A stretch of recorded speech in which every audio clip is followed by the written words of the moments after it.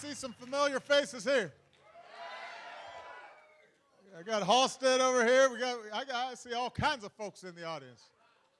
It is good to see all of you.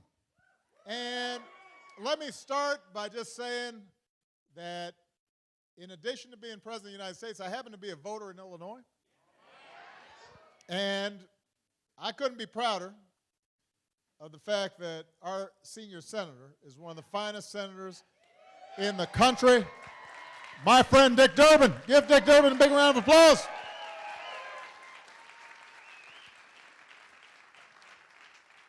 We were reminiscing a little bit in the back. There's a little nostalgia going on here.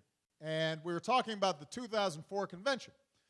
So I had won the primary. I'm invited to speak at the convention. It's this great honor.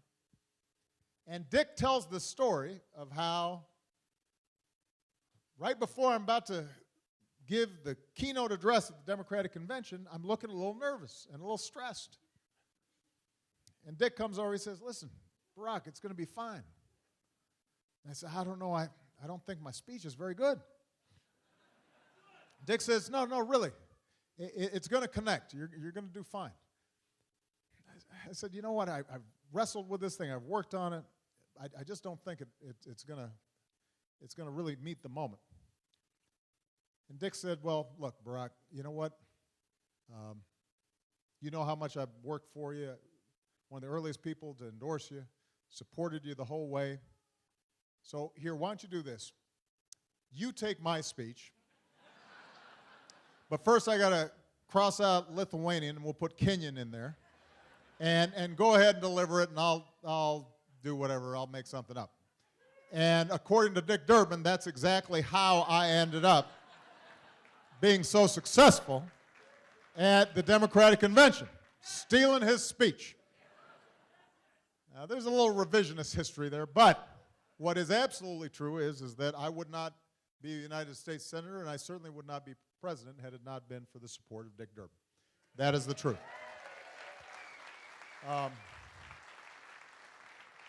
And I like Loretta Durbin even more than I like Dick Durbin. But what I said about Dick is actually true for a lot of people in this room.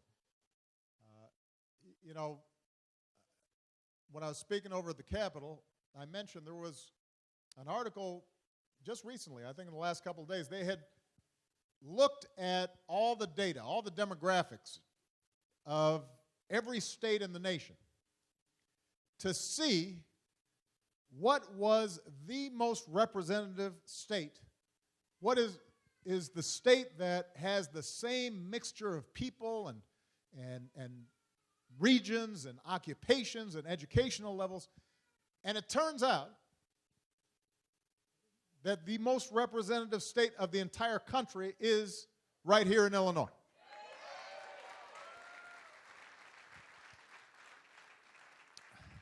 If we've got an EMT, I think it looks like somebody dropped down. It's okay, they'll be all right. They were just standing too long.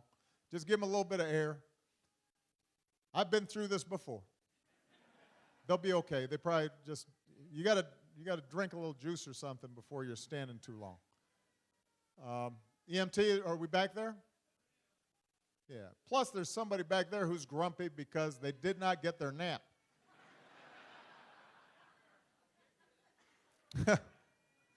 All right. I love you too. We okay? All right. Why don't you get a chair at least? There you go, sweetheart. All right. She's good. Walking out on her own 2 feet. So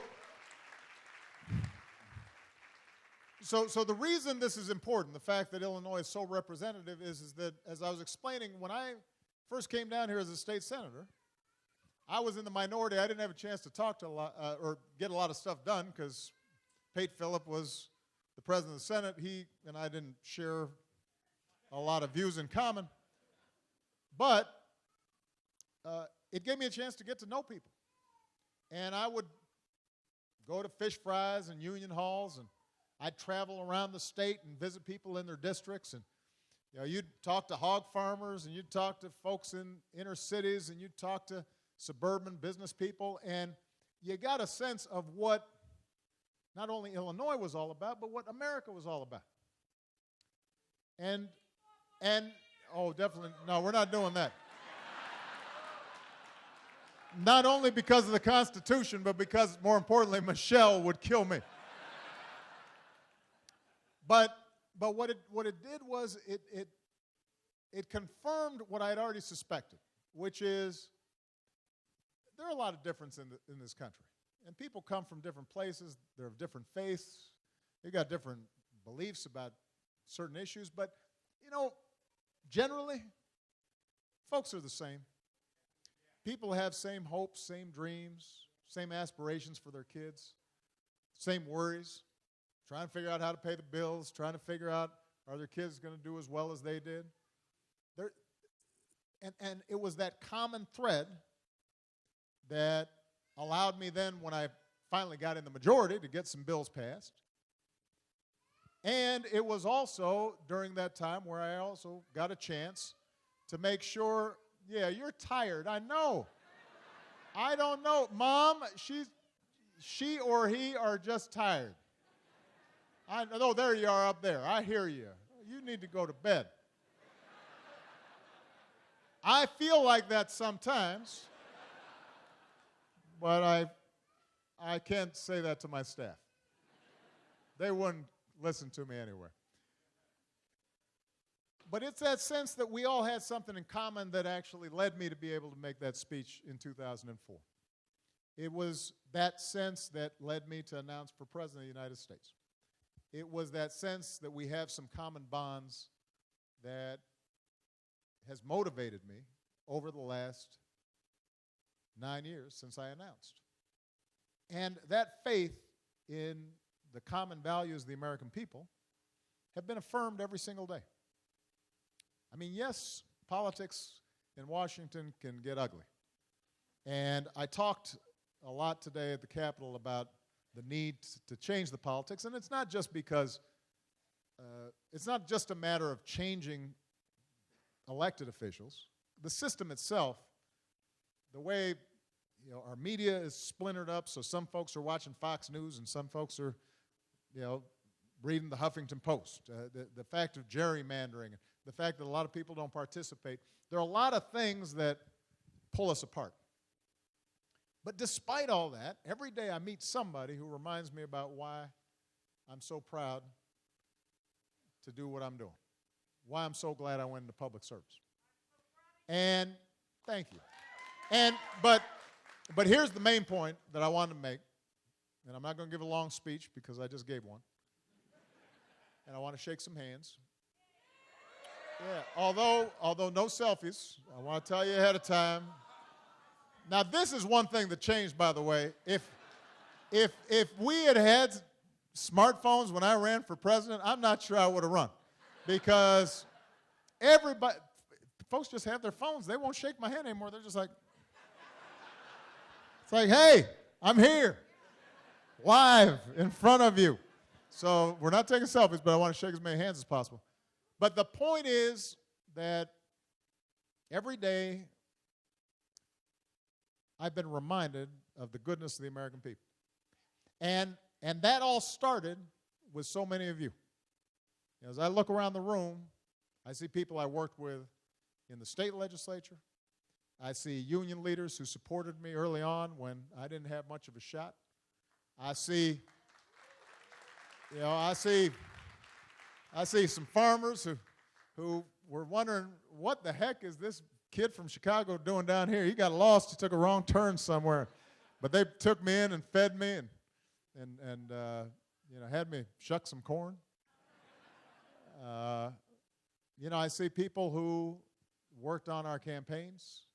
I see people who we worked on together to get kids health care that didn't have it, or early childhood education that needed it, or helped send some kid to college. All of you helped to shape me and allowed me to do what I did. And some of you now have kids of your own. Not as many of you have gray hair as I would have expected, given how much I have. And this is just my opportunity to say thank you. I appreciate what you guys have done. And I could not have done what I did without the people here in Illinois and the people here in Springfield. It has been an extraordinary privilege, and I've got a lot of work left before I leave. But just in case I don't see you in the interim, I'll see you on the back end once I'm back in Illinois. But for now, I just want to let you know that it has been an extraordinary privilege, and it was because of all of you. And I hope that you continue to work just as hard on behalf of folks here in Illinois and folks on the national level who are trying to make sure that everybody gets a fair shot and that we have a world that is safe and secure for our kids. I said the other day, and I'll repeat in closing, I think it was Justice Brandeis who once said that the most important office in a democracy is the office of citizen. It's more important than the office of president.